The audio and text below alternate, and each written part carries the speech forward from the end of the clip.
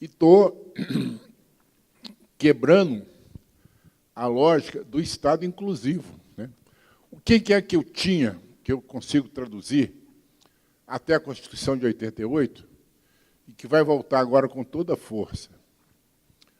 Eu tinha que ou o indivíduo era ligado à produção, se ele fosse ligado à produção, ele tinha direito ao INPS, à saúde, tinha direito à previdência, tinha salário, etc.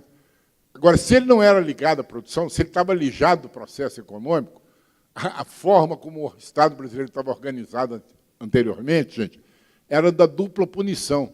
O sujeito estava excluído do processo econômico, ele era excluído também da atenção do Estado. Então, era um Estado de dupla punição. Nós estamos voltando para o Estado de dupla punição, tá certo? Em vez de persistir na linha do Estado de inclusão, dessa inclusão social ampla, geral e irrestrita, que é o que se pretendia. Então, em vez de eu começar, olha só o que é que tem de diferente. O povo lá, embora a gente fosse minoria na Constituição, no Congresso Nacional, prevaleceu a posição das pessoas que trabalharam com a seguinte referência: o que nós queremos ser enquanto organização de sociedade? Nós queremos ser assim. Nós queremos o conceito de seguridade, queremos. Aí teve um cara muito importante, que era tucano, lá do Pará, o Almir Gabriel, que foi o coordenador, assessorado pela Sônia Fleury, que é uma professora aqui originária daqui da UFMG, que conseguiu escrever e defender o capítulo da Seguridade Social, né? O Almir depois foi governador do PSDB, tomou outros caminhos e tal, mas, durante a Constituinte, foi uma peça fundamental para a gente conseguir implantar essa ideia da inclusão social através do conceito de seguridade social, né? E de ter as contribuições sociais, que é um diferencial brasileiro, em relação, inclusive, aos outros países da América Latina, de tal maneira que a gente pudesse dar suporte a essas políticas que foram exaradas ou extraídas da Constituição de 88. Então, é isso que a PEC 241 está comprometendo, né? Quando eu disse assim, eu era feliz em não saber, não quer dizer que a gente tinha implantado, não, a gente estava em um processo de implantação, ainda estamos num processo de implantação do SUS, ainda estamos num processo de melhorias da Previdência, ainda estamos num processo de melhoria da lógica do trabalho, da recolocação das pessoas, da realocação de mão de obra, né? Da cobertura nos períodos de desemprego e tal, da cobertura do seguro-defeso, da cobertura das fragilidades que as pessoas apresentaram. Então, nós estamos nesse processo de construção. Aí, o que está posto agora e que vai prevalecer é o seguinte: olha, a primeira providência nossa é o seguinte: nós temos que pagar os juros pontualmente, então todo esforço tem que ser feito de tal maneira que a gente satisfaça e sacie, né, a garganta do capital financeiro, seja ele nacional, seja ele internacional. Ou seja, a dívida é o ponto mais sagrado, é a cláusula de ouro, né? Tanto que tem esse grande debate sobre o superávit fiscal e tal, né? Essa era a cláusula de ouro de cada uma das constituições. Conseguiram inventar a cassação da Dilma Rousseff a partir disso, né? Numa lógica de que houve um desrespeito profundo à cláusula de ouro, que era a cláusula do superávit fiscal, e que, portanto, tinha que ser obedecido determinadas normas regulamentares do orçamento, sem o que não se dá esse respeito solene à cláusula de ouro, que é o seguinte: dívida em primeiro lugar e o restante vem depois. Então, o Constituinte de 88 falou o seguinte: nós queremos organizar uma sociedade assim, que garanta saúde, rigidez da espécie, que garanta educação, que garanta direito ao trabalho, que garanta, ao fim de uma longa vida de labuta, o direito à previdência, né, ao descanso digno e tal das pessoas, né?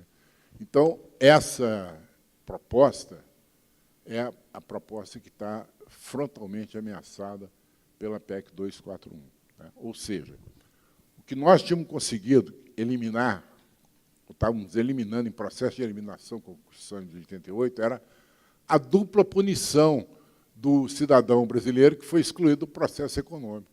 Então, esse cara foi excluído do processo econômico, mas ele não está excluído da proteção do Estado, do sistema de proteção social do país, né? E agora não. Agora a tendência é caminhar fortemente nessa direção, privilegiando, fundamentalmente, os encargos financeiros da União.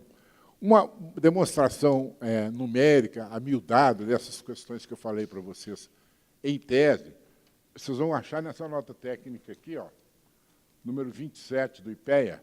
Então, eu vou pedir ao pessoal para deixar com Simone, viu, Simone, o e-mail, para a gente poder depois encaminhar a nota técnica na íntegra. Tem aqui, tem material do pessoal sobre saúde, sobre previdência, sobre assistência. Com isso, vocês estarão, em relação a esse tema que eu abordei de modo mais livre, né? Ou seja, o significado livre, vocês vão ter a oportunidade de ter o significado concreto em relação aos valores e números das políticas públicas que estão em curso no país atualmente, né? E eu, agora, eu devia ter começado perguntando quais eram as dúvidas, para poder responder as dúvidas, mas eu espero ter conseguido fazer uma abordagem que deu uma visão panorâmica. Eu não tinha mais a pretensão de ir além dessa visão panorâmica, né? E estou à disposição de vocês para toda e qualquer questão. Vou passar a palavra para a Flávia. Muito obrigado.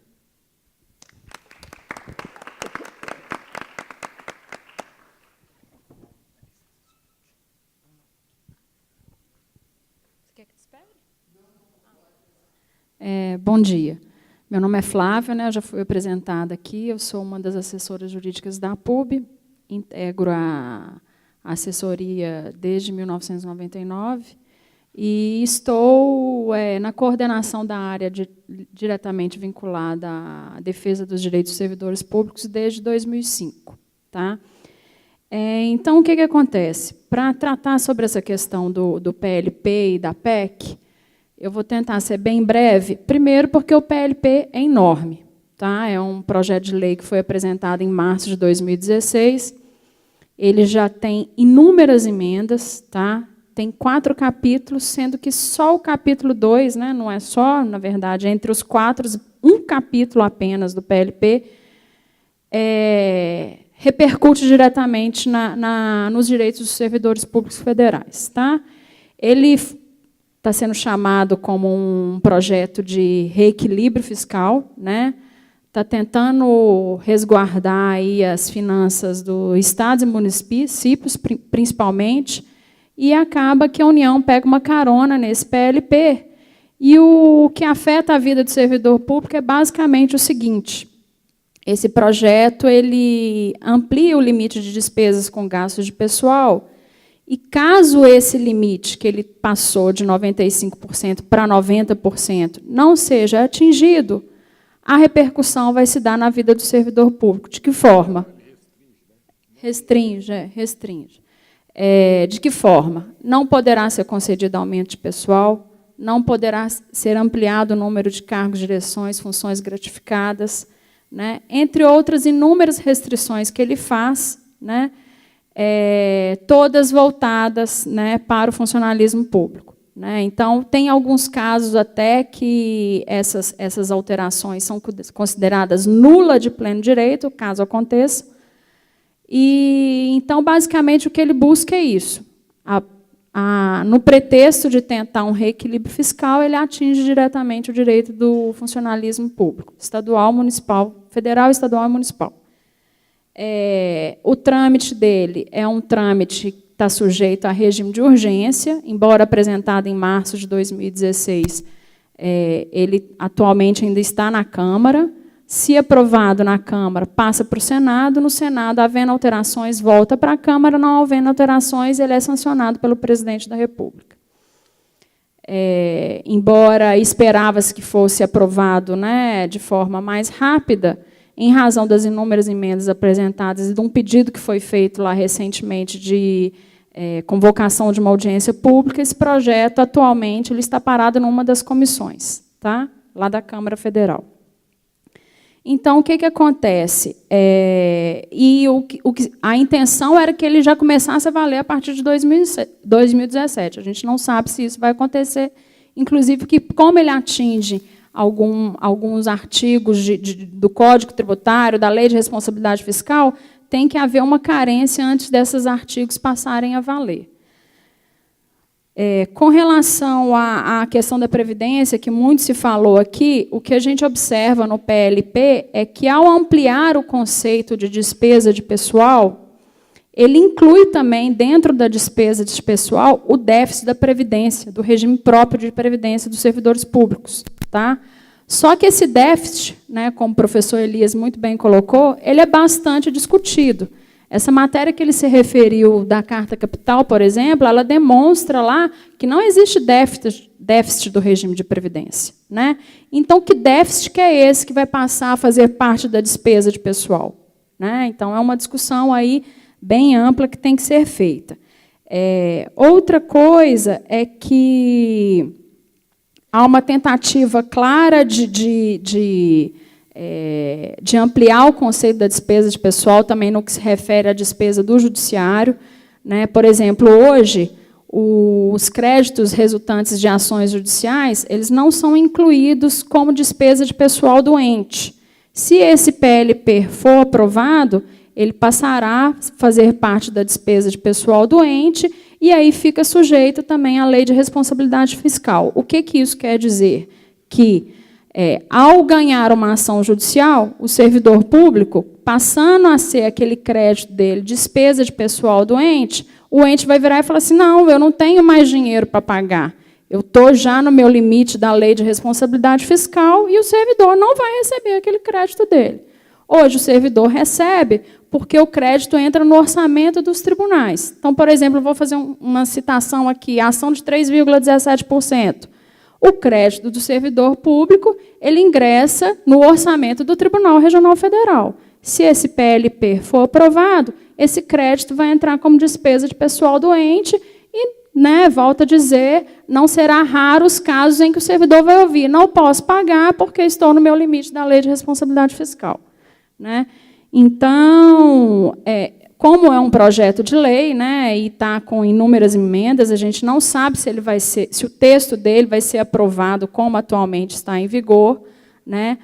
A gente sugere que haja bastante mobilização e manifestação contra esse PLP, né, porque, a despeito dele ser uma tentativa de reequilíbrio fiscal, ele atinge diretamente o servidor público. Né? E, no caso de haver deferimento do pedido que foi feito de convocação de uma audiência pública, eu acho que o servidor público tem que se mobilizar para participar dessa audiência pública para ampliar a discussão desse PLP. A PEC ela vai no mesmo rumo, tá? A PEC já é mais recente, mas, como diz o professor Elias, é samba de uma nota só, né, professor Elias? O que a PEC visa é instituir um novo regime fiscal, né, mas com limitação dos gastos públicos e, caso o ente público, seja federal, estadual ou municipal, não atinja o limite de gastos públicos, a penalidade é diretamente para o servidor público, da mesma forma como o PLP. Vedação de aumentos, criações de cargo de direção, congelamento de salários, congelamento de concurso público, só haveria concurso público daqui a 3 anos, e mesmo assim só para os casos de aposentadoria, vacância em decorrência de aposentadoria, e outras coisas mais. Né? A PEC, né, a pretensão é de instituir esse novo regime fiscal também a partir de 2017, e o limite de gastos ele fica vinculado, fica limitado da seguinte forma: os gastos de pessoal ficam limitados ao gasto do ano anterior atualizado pelo IPCA. Tá? É basicamente isso. Se o ente não alcançar esse limite de gasto, como eu falei, a pessoa que será diretamente afetada é o servidor público federal. Tá? Então, em todos os casos, tanto o PLP quanto a PEC, o penalizado diretamente, no que se refere a essa análise que a gente está fazendo, né, é o servidor público federal. Tá? A PEC ela tem um trâmite mais lento, né, porque ela exige um quórum qualificado, ela tramita nas 2 casas e é promulgada na mesa de uma delas. Tá? Então, a sanção é da mesa da Câmara dos Deputados e da mesa do Senado Federal, não é promulgação pela Presidência da República. Acho que é basicamente isso. Como o professor Elias disse, a gente pode... Os textos dos projetos da PEC estão disponibilizados no site da PUB. As notas que foram elaboradas pela assessoria jurídica também estão disponibilizadas no site da PUB, e a gente tem um parecer da assessoria jurídica nacional, que também eu posso disponibilizar nesse mesmo e-mail, que o professor Elias disponibilizará a nota técnica do IPEA. Tá bom? Eu fico à disposição para qualquer esclarecimento que seja necessário.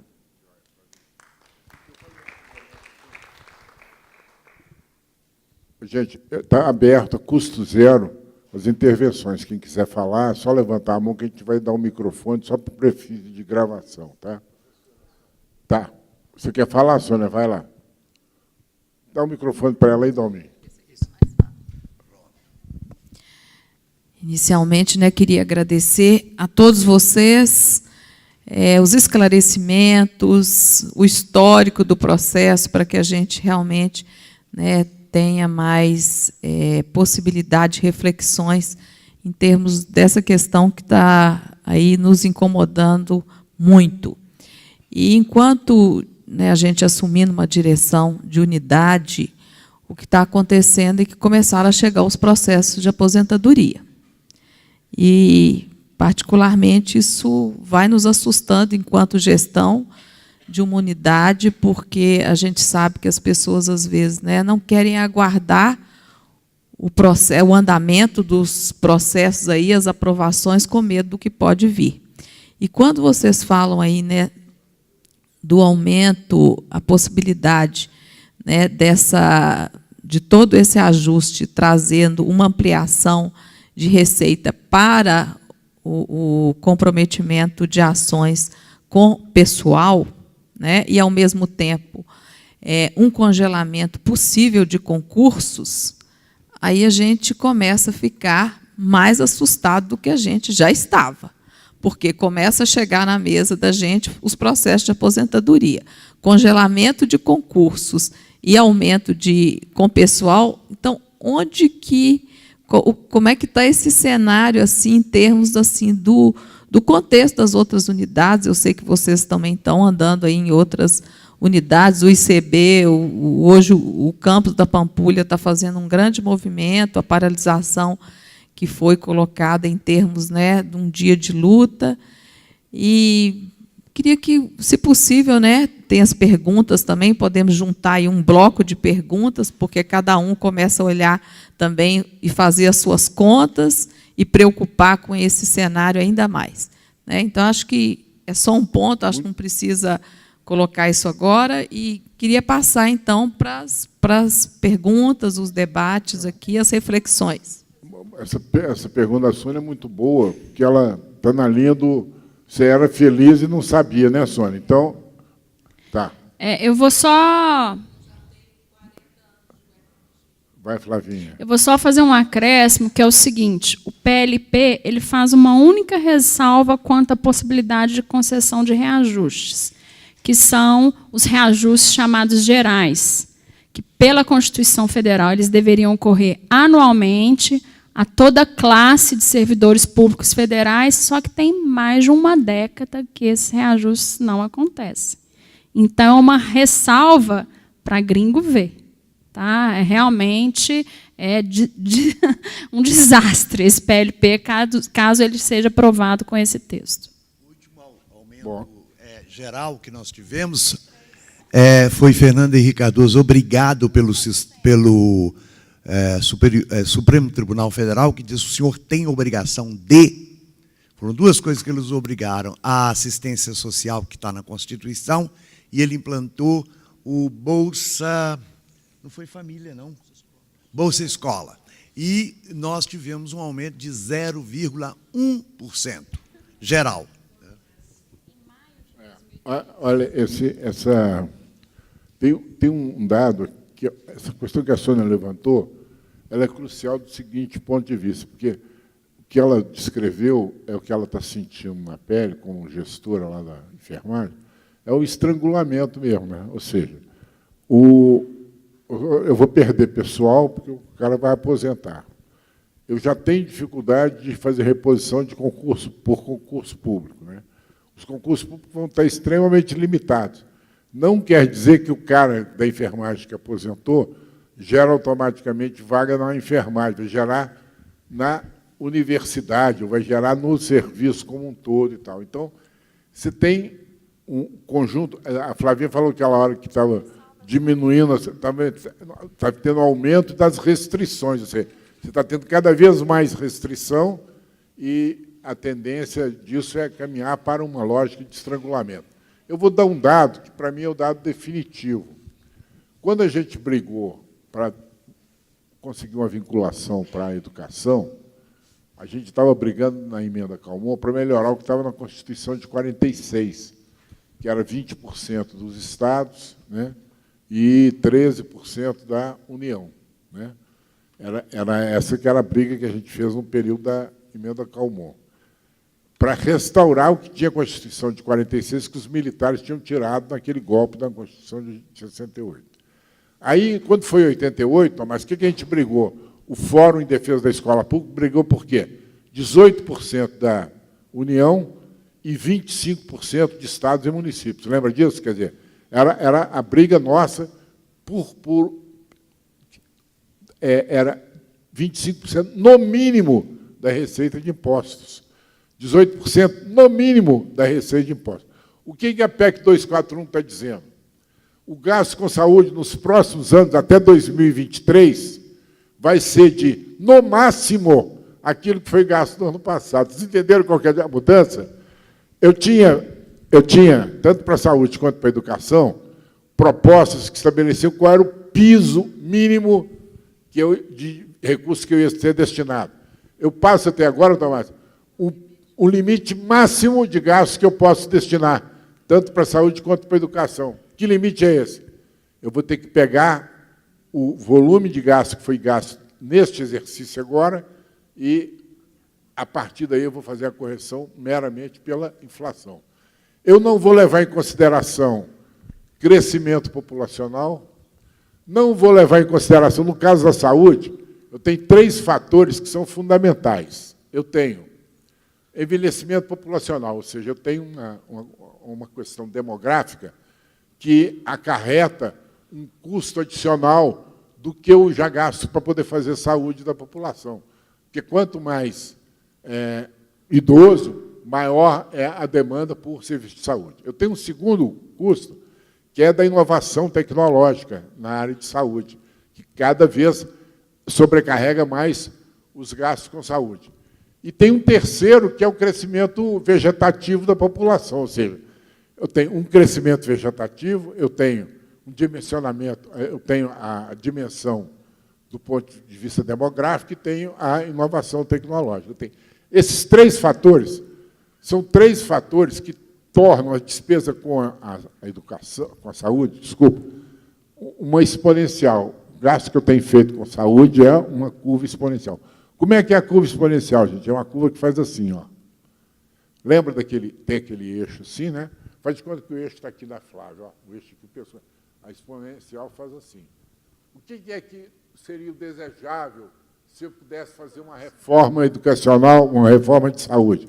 Era pegar essa despesa que faz assim e transformá-la num logaritmo. Como é que é a despesa função logarítmica? É aquela que vai fazendo assim, ó. Ela continua crescendo, mas menos acentuadamente. Quer dizer, o grande desafio que os gestores de saúde têm, que o movimento sanitário tem, é de como fazer uma intervenção do ponto de vista do gasto com saúde hoje, que é exponencial, e transformá-lo, né, num gasto que seja logarítmico. Ou seja, estou usando só as expressões matemáticas, mas a ideia é curva assim, curva assado. Tá? Ou seja, como é que eu faço essa inflexão? Em matemática chama ponto de inflexão isso, né? Eu tenho que fazer uma inflexão do exponencial para o logarítmico. Da forma que eles estão fazendo com estrangulamento de recursos, eu não tenho nenhuma chance de fazer essa inflexão. A alternativa de fazer inflexão, por exemplo, seria eu ter um recurso adicional que eu pudesse investir numa inovação em termos de tratamento de saúde, de tal maneira que eu pudesse diminuir aquele gasto antigo que eu fazia. Vou dar um exemplo. No caso da área de psiquiatria, se eu pudesse ter um recurso extraordinário, em que eu manteria as internações atuais, mas criaria CAPs ou seja, centros de atenção psiquiátrica, né? Eu poderia, ao mesmo tempo que eu melhoro, humanizo o tratamento psiquiátrico, eu vou desinternando através de uma nova lógica de tratamento. Ou seja, se eu não puder fazer isso, se eu não puder intervir maciçamente em atenção básica e atenção primária em saúde, não tem nenhuma chance de eu diminuir os gastos secundários e terciários que eu tenho tido com as doenças crônico-degenerativas. Não tem como eu retardar, Mônica, o agravamento do renal crônico, entendeu? Né? Não tem como eu adiar, por exemplo, né, as manifestações que virão do diabetes e da hipertensão, se eu não for capaz de intervir nas causas, se eu não for capaz de intervir no itinerário terapêutico dos pacientes, para poder tentar fazer uma intervenção precoce em relação aos agravos de saúde que necessariamente vão acontecer. Então, o desafio, em síntese, que está posto para nós hoje, é o seguinte: já estava tudo muito ruim, não adianta a gente falar assim, vai ficar ruim agora, não. Estava ruim, estava complicado. A Dilma já tinha mandado um projeto para o Congresso, que era um projeto absurdo. Esse agora é pior ainda, tá certo? Mas por quê?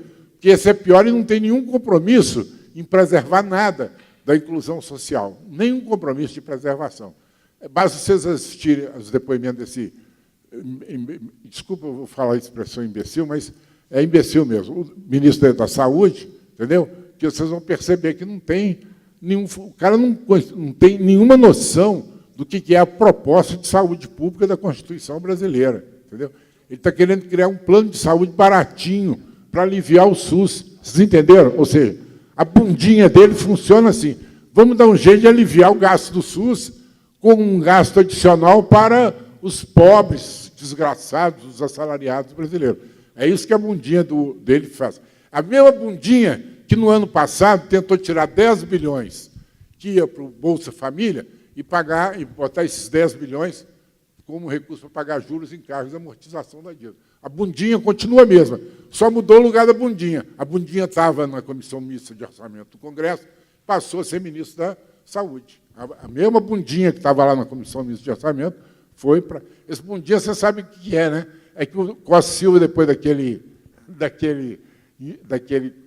infarto que ele teve e tal, ele fala, não, está evoluindo muito. Aí o Cury está chegando aí, vai me ajudar a testemunhar isso. Você lembra disso, né, Cury? Aí fala, Costa Silva, parabéns, você melhorou muito. Aí, como é que você conseguiu guardar isso tudo? Ele, na bundinha. Então, é dessa história do Costa de Silva que vem a bundinha do Ricardo Barros, que é o nosso ilustre ministro da Saúde. Perguntas continuem abertas a custo zero.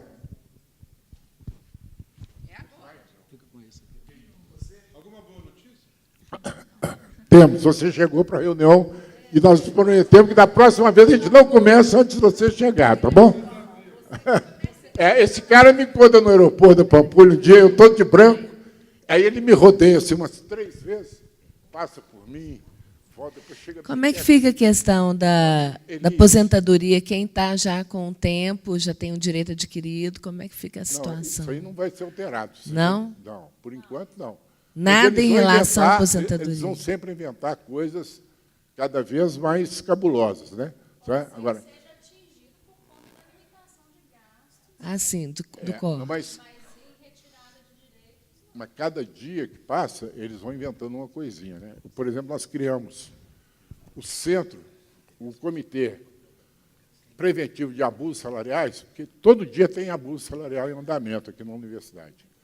Independentemente da gestão da universidade desejar, às vezes por omissão da própria universidade. Então, eu tenho uma coleção de abusos desde 1996, com gente já aposentada, tudo bonitinho, certinho, arrumadinho e tal.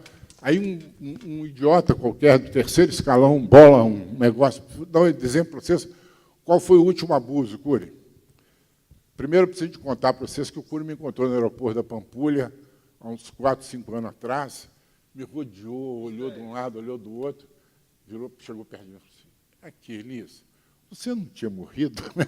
Aí, contaram para ele, acho que o Neidson morreu, ele achou que era eu. Aí ele ficou assim, super ressabiado de perguntar, mas a pergunta dele foi essa, você não tinha morrido? Como é que você está, o que você está fazendo aqui? Mais ou menos isso. Né? Então é o seguinte, vou contar para vocês qual é o último abuso. Até 15 dias atrás, nós estávamos com o seguinte problema, Tomás. Os professores que aposentaram e tinham regime de DE estavam proibidos de exercer qualquer tipo de atividade remunerada, no setor público, no setor privado, onde quer que fosse. Por quê? Porque a aposentadoria dele em DE tornava qualquer atividade dele incompatível. Só para vocês terem ideia. Aí, isso tem vários pareceres do Ministério do Planejamento sobre isso. Tinha 33 pessoas aqui da universidade que começaram a não ter direito de férias, direito de reajuste, direito de promoção, uma série de coisas atingindo a eles. Aí cometeram a seguinte aberração. A pensionista, então, imagina, eu morri, a Sônia, minha mulher, vira pensionista. Ela passa até a pensão minha em DE. Ela não pode exercer outra atividade remunerada, porque a pensão é psicodélico. Não, você acha que é inacreditável, né? Eu estou tentando mostrar para vocês que as coisas mais estúpidas que você puder imaginar estão escritas e referendadas por nota técnica e tal. Aí eu fui ao Ministério da Educação, o reitor se manifestou, a Andif se manifestou. Primeiro, o seguinte, o caso da pensionista, eram 2 CPFs diferentes, até isso eles estavam querendo proibir. Agora, estavam colocando a seguinte restrição, eles fizeram uma leitura de um artigo do RJU que fala do cara em atividade. O cara em DE não pode ter outro emprego em DE, é óbvio, tá certo? É incompatível com qualquer outro emprego, mas se ele está aposentado, não tem mais compatibilidade de horário para poder olhar. Então, só essa semana, depois de 45 dias de sofrimento, nós tivemos 2 reuniões do CPPA sobre isso, tivemos reunião na sala do Conselho Universitário com o reitor, eu tive uma reunião com o secretário adjunto, secretário adjunto do MEC, né? Eu e o Martinez estivemos lá, levamos expediente para ele, protocolamos na Secretaria Executiva do MEC, finalmente agora saiu uma nota técnica limpando essa área. E o pior de tudo, todo mundo, ao tomar conhecimento disso, ri e fala, não é possível que isso não pode prosperar, entendeu? Né?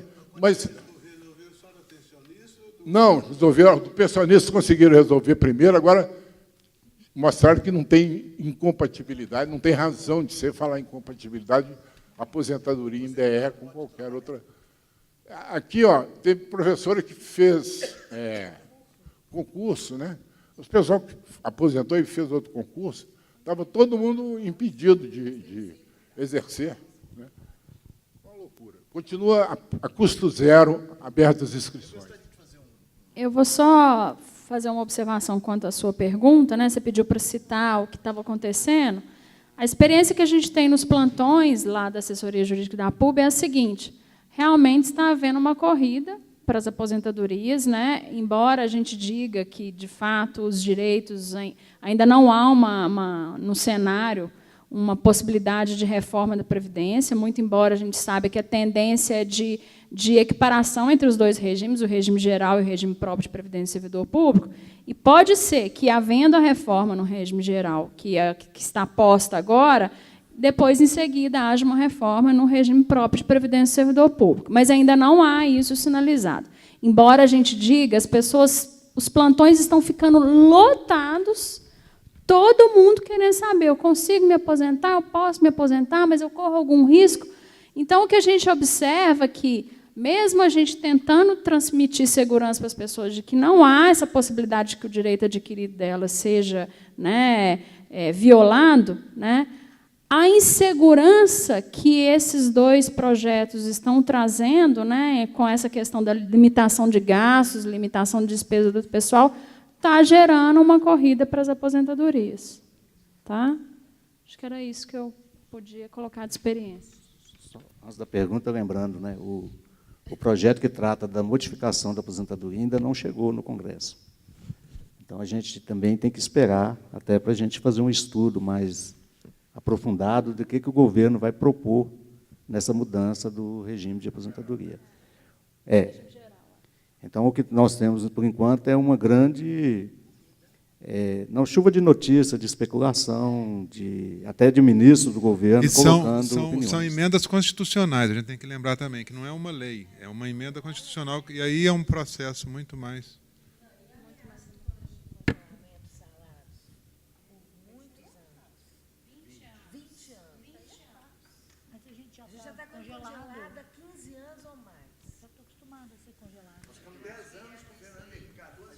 Pois é, eu acho que essa questão que envolve o congelamento de salários, né, que eu acho que já deixa a gente mais sobressaltado ainda, qual que é, por exemplo, a perspectiva, né, aqueles servidores que já estão, né, próximos da aposentadoria, como é que vai ser, por exemplo, a garantia em termos do quantitativo financeiro dele no momento da aposentadoria?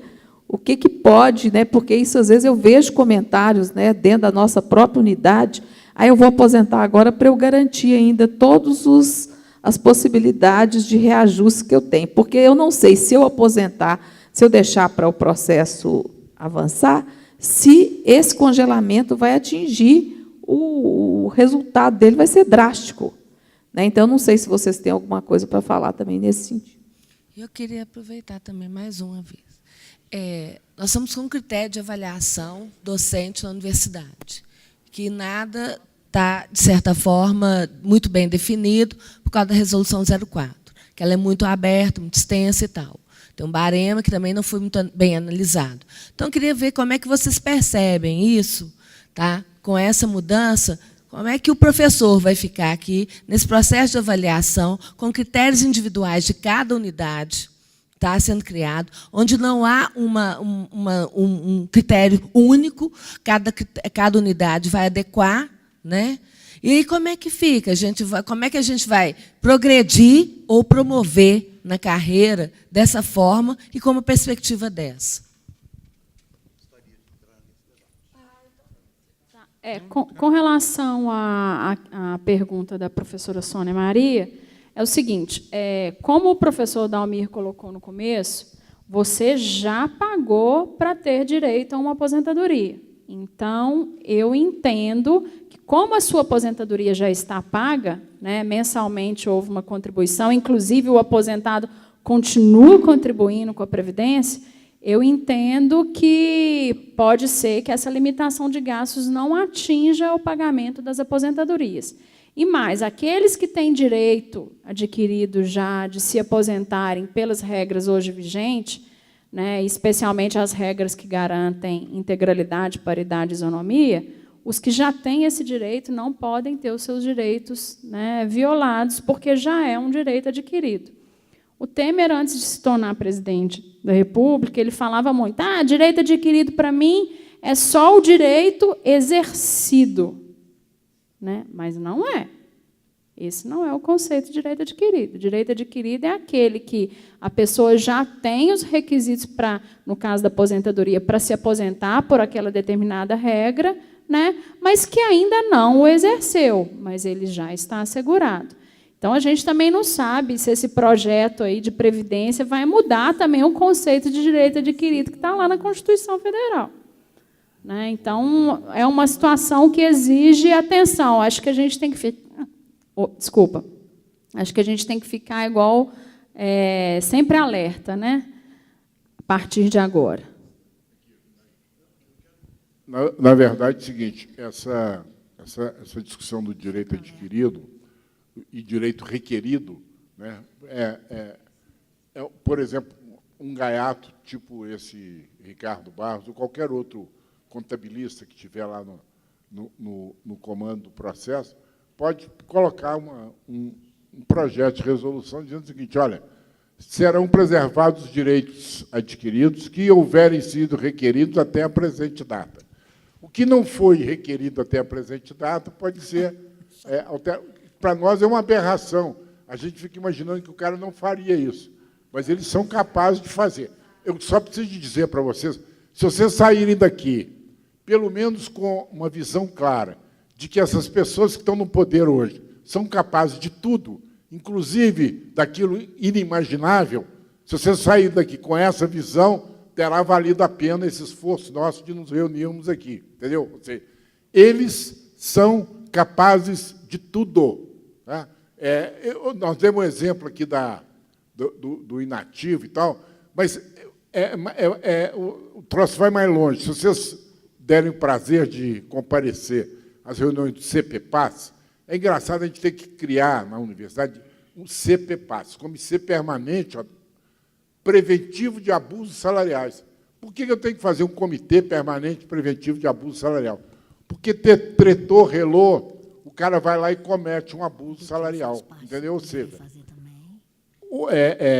nesse exato momento, está em curso um abuso a ser cometido com professores que se aposentaram antes de 1996. Quem se aposentou até 1996 e estava no último degrau da carreira, tinha direito a ter um acréscimo correspondente à diferença do salário dele e do penúltimo. E quem estava no penúltimo tinha direito de aposentar com a remuneração do último. Isso era líquido, certo, como a Flavinha acabou de dizer.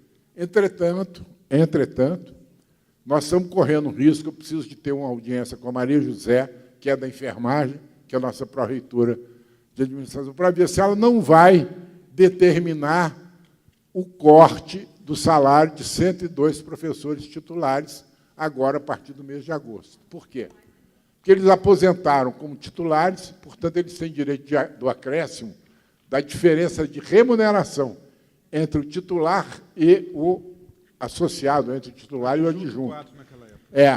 E o adjunto 4. Acontece, ou 20% de acréscimo. Acontece que tem um entendimento de um burocrata de plantão de que esse acréscimo, presta atenção, olha, o salário do cara é a remuneração, mas o acréscimo é só da diferença de vencimento. E o vencimento hoje é um pedaço da remuneração, menos da metade da remuneração. Então, todos os 102 professores titulares aposentados antes de 96 estão correndo esse risco. Vocês não ficaram sabendo, a maioria de vocês, estou vendo que o público aqui é todo jovem, mas no ano passado, 631 professores da UFMG foram ameaçados de extorsão. Ou seja, a CGU teve aqui, fez uma auditoria e começou a cobrar dos professores os 5 últimos anos de salário, 60 salários, tá certo, né? Que tinham sido pagos segundo uma certa regra, dizendo que aquela regra não valia. Só para você ter uma ideia, eu vou dar o exemplo do adjunto 4. O adjunto 4 tinha que devolver R$ 3.500 da remuneração dele e mais 60 parcelas correspondentes a esses R$ 3.500 para trás. Ele tinha que devolver R$ 200 mil e ter uma diminuição de R$ 3.500. Isso durou 9 meses, entendeu? Essa ameaça persistiu durante 9 meses, até que, num momento iluminado, o plenário do TCU decidiu favoravelmente a tese que nós estávamos defendendo. O Zé da Paz, vocês devem lembrar do Zé da Paz, professor de História. O Zé me ligou de São João do Rei e falou: Elias, eu não estou aguentando nem ficar em pé mais. Estou com 83 anos, tem mais de 20 anos que eu aposentei. Eles estão me cobrando uma diferença. Eu falei: ô Zé, fica tranquilo, não vai acontecer nada, não. O Zé veio aqui, teve com a Flávia, até chorou de tão bem cuidado que ele foi. A Flávia foi levar ele no carro. Ele ficou encantado com que a advogada saiu da sala dela, foi levar ele até no carro e tal, né? Ficou encantado com isso. Ele me ligava 2, 3 vezes, apavorado, porque ele falava: eu não aguento mais trabalhar e não consigo imaginar a possibilidade de corte no meu salário e muito menos de ter que devolver dinheiro que eu recebi legitimamente. Para vocês terem uma ideia, eu fiz um levantamento da primeira assembleia que a gente fez lá no auditório da reitoria. Tinha 160, 180 professores, idade média, Cury, 75 anos. Eu tinha professor nascido em 1925, em 1927, 1928, lá na Assembleia. O meu secretário, que me acompanha depois dos meus AVC, falou: Elias, aquela Assembleia tinha uns 200 professores e umas 400 pernas. Ele estava falando das muletas e dos andadores, entendeu?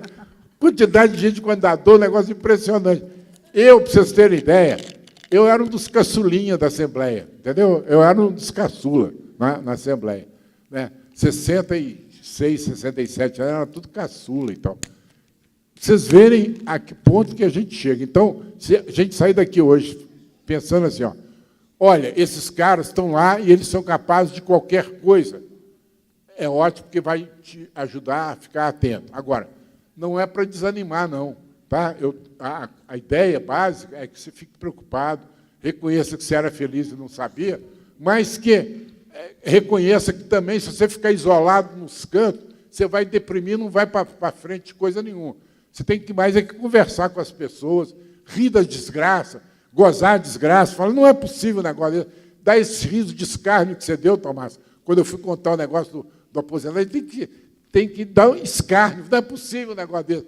Eu encontrei o João Filoc da Física, no voo, falei, ele saiu quase que fazendo um comício do avião, e foi ele que acabou conseguindo audiência com a secretária executiva do MEC, que ele tinha sido convidado para trabalhar lá e tal, acabou não podendo ir e tal.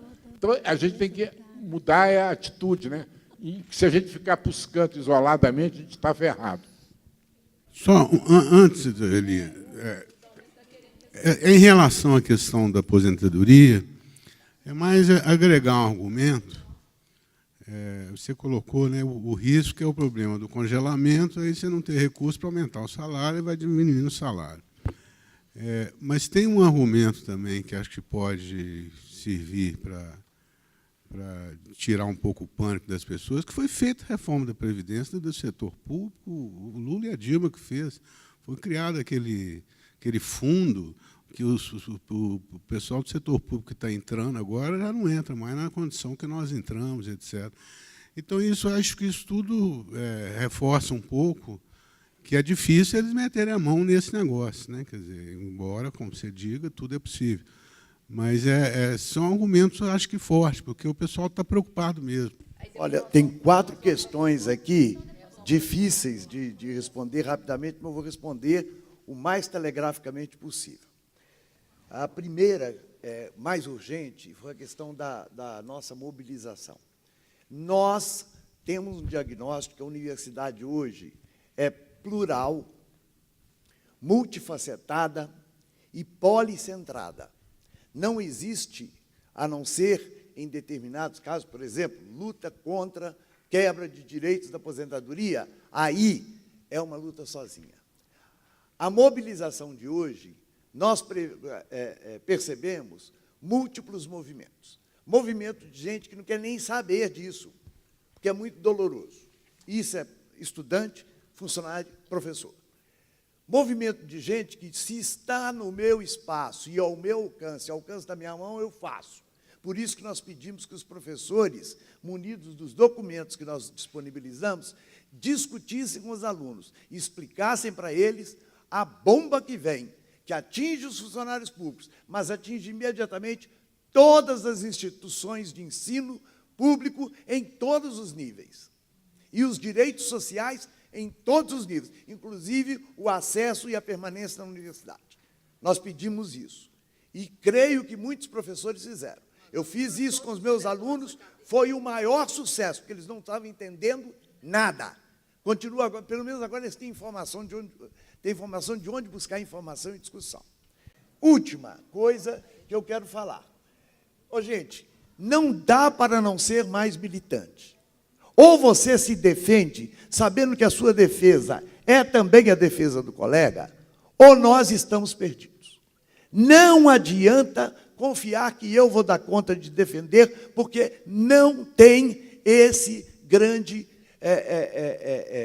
Deus que dá conta de tudo e de todos, não tem jeito. Eu até recomendo, se vocês me permitem, que vocês, quando tiverem tempo, escutem algo lá de 1985, nos estertores, certo? Nos estertores da ditadura militar, algo do Chico Buarque de Holanda, que foi traduzido dele, que foi os saltimbancos. Tem que juntar, certo? Quem tem bico, quem tem unha, quem tem coice, quem tem mordida, e fazer um exército para morder quem está nos atacando. É só por uma questão de ordem. A gente está próximo do horário de encerrar, então. Ela vai fazer uma resposta individual, é porque tem um evento aqui agora e a gente precisa. É só dizer para a Mônica que está registrada a solicitação, a gente vai ver se nós conseguimos marcar, tá, um outro horário novamente. Tá? Você tem 30 segundos, Elias, porque já estão pedindo para a gente ter uma atividade aqui agora, o pessoal já está aí querendo entrar. Aqui, 30 segundos, obrigado. É o seguinte, vou sugerir, Mônica, vê se resolve. Em vez da gente fazer de novo a reunião no campus da saúde, eu proponho fazer a reunião do CPPAS desse mês, que já foi adiada, vai ser na sexta-feira, que a gente faça aqui nesse auditório no dia 30. Entendeu? Aí nós temos que olhar, então, a disponibilidade do auditório, porque essa definição agora de agenda, nós solicitamos, mas a agenda foi também em função da disponibilidade de todos os membros aqui. Então, veja bem, as reuniões do CPPAS, todos estão convidados, toda segunda e sexta-feira do mês, às 2 horas, lá na sede da PUB. A gente fez isso para o cara já botar na agenda. Então, eu estou sugerindo o seguinte, como esse mês, por causa do meu AVC, meu terceiro AVC e mais uns problemas que ocorreram, a gente acabou tendo que adiar a reunião, então ela acabou ficando para a sexta-feira da semana que vem, dia 30, não é isso, gente? Tá. Então, de 2 às 5, ela começa religiosamente às 2 horas e termina religiosamente às 5 horas. Eu estou propondo que seja nesse auditório aqui. Se não puder ser nesse auditório, a gente vê uma outra sala aqui no prédio da medicina e faz aqui, porque por mais bem convocada que seja, não vai ter mais gente do que lote uma sala inteira. Com isso, a gente reproduz um pouco dessa conversa de hoje, não tem que fazer a conversa igual, mas ficam convidadas as pessoas. Outra coisa, a nota técnica 27 do IPEA, eu vou deixar na página da PUB, junto com os outros documentos que a Flavinha falou, e se alguém entregar o e-mail para cumprida lá, para Simone, a gente encaminha para a pessoa que estiver interessada em ter os dados com mais detalhe. Então, são 34 páginas a nota técnica, tá? É só porque eu acho que é uma abordagem bem mais abrangente. Vai, Flavinha, tem 15 segundos antes de dar a resposta. Não, eu só queria dizer que, com relação ao Fundo de Previdência Complementar que foi criado, esse PLP ele vai até incentivar a criação de outros fundos por outros entes federativos. Por quê? Quando ele inclui o déficit do regime próprio de previdência dos servidores públicos como despesa pessoal, ele não coloca a contribuição patronal aos fundos de previdência como despesa de pessoal. Elas estão fora. Ou seja, seria um estímulo à criação disso. Eu acho que está até dentro desse propósito aí do bundinha, né, de tirar, né, cada vez mais uma parcela de servidores públicos do regime próprio de previdência, né, colocando todo mundo lá no regime de previdência complementar.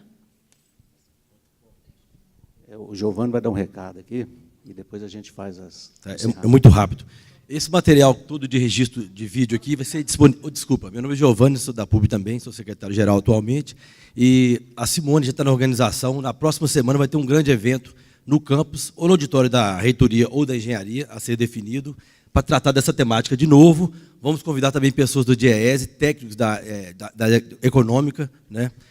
Outros convidados também. Estamos tentando a presença da presidente da CUT Minas, e já se dispôs a questão de agenda. Na quinta-feira, a gente vai divulgar. E o vídeo desse encontro aqui vai ser disponibilizado também para todos os associados da PUB, na página, Simone, ou por e-mail. Tá bom? Vai ser tudo disponibilizado. Então, isso aqui é só um pontapé, e vamos fazer outros encontros com mais volume, participação e com mais sucesso. Gente, né, eu sei que nós teríamos muito mais questões, né, o debate ele, né, suscita muitas inquietações, mas eu queria, desse momento, encerrar em função do tempo nosso aqui, agradecer imensamente a colaboração do professor Elias, da Flávia, né, do professor Dalton, do professor Dalmir, a possibilidade de trazer esclarecimento, mais inquietações para a gente, mas, com certeza, eu acho que nós estamos, né, iniciando esse processo para a gente realmente ter consciência, ter clareza do que pode acontecer e das ameaças que nós estamos nesse momento, na atual conjuntura política, à mercê de perdermos muito. Então, mais uma vez, agradecer em nome da diretoria do Campus da Saúde e dizer que o movimento só começa, né? Porque nós vamos ter uma longa luta aí pela frente, e essa luta é nossa, cotidiana, de todos os dias. Muito obrigada a todos, e, mais uma vez, né, a disponibilidade de vocês estarem aqui conosco. E vamos ver se a gente consegue prosseguir numa agenda de discussões. Muito obrigado a todos e todas. Obrigado, muito mesmo.